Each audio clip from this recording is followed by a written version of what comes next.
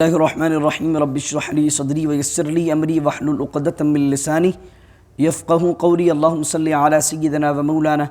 محمد معدن الجود والکرم وعلی آلہ وصحبہ وبارک وسلم۔ حضرت سلمہ رضی اللہ تعالی عنہا سے روایت ہے کہ سرکار دو عالم صلی اللہ تعالی علیہ وآلہ وسلم نے ارشاد فرمایا، تم میں سے جو کوئی قربانی کا ارادہ رکھے اور ذی الحجہ کا چاند دیکھے تو اسے چاہیے کہ ابتدائی 10 دنوں میں جب تو قربانی نہ کر لے، اپنے نہ بالوں کو کاٹے اور نہ ناخنوں کو کاٹے۔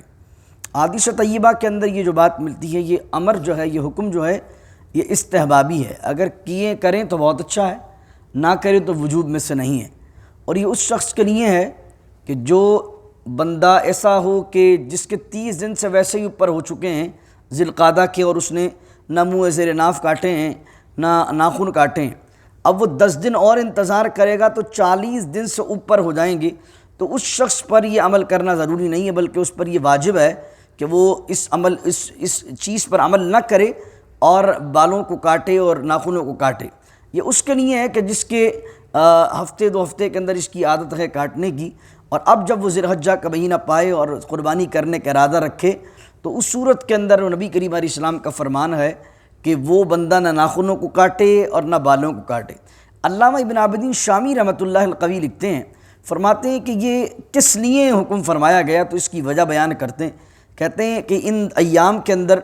جو حجاج حج کرنے جاتے ہیں اور احرام حج کا پہنتے ہیں، تو وہ بھی احرام کی حالت میں نہ بال کاٹ سکتے ہیں نہ ناخن کاٹ سکتے ہیں۔ تو حجاج سے مشابہت ہو جائے،